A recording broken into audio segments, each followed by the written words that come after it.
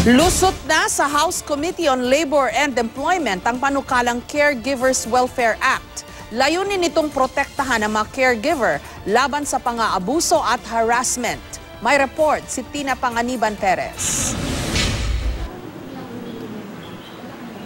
Subsob sa pag-aaral sina Lizelle, Donna at mga kaklase nila sa 6 na buwang caregiving course. Hindi po namin in-expect na ganun pala kahirap. Akala namin kasi madali lang. Pag nasa actual ka na po, in case of emergency, at least may first aid kang maibibigay sa kanila.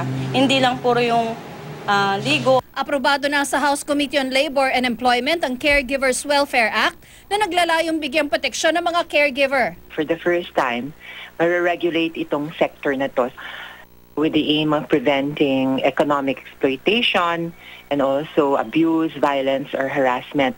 At the same time, we want to professionalize this sector by placing importance on formal training and the use of contracts. Sa panukala, dapat ay nakatapos ng kurso sa caregiving ang isang gustong maging caregiver. Dapat mabigyan ng caregiver ng maayos na kontrata mula sa employer o kliyente. Ang isang caregiver sa NCR dapat sumahod ng hindi bababa sa 7,500 pesos kada buwan. Ang minimum masahod naman sa chartered cities at first-class municipalities ay 5,500, habang sa ibang munisipalidad ay 4,000 naman. Naisipan daw ni Congresswoman Roman na ihain ang panukala matapos alagaan ng isang caregiver ang kanyang lola. Bukod anya sa caregivers, mabebenepisyohan din ng panukala ang kanilang mga kliyente.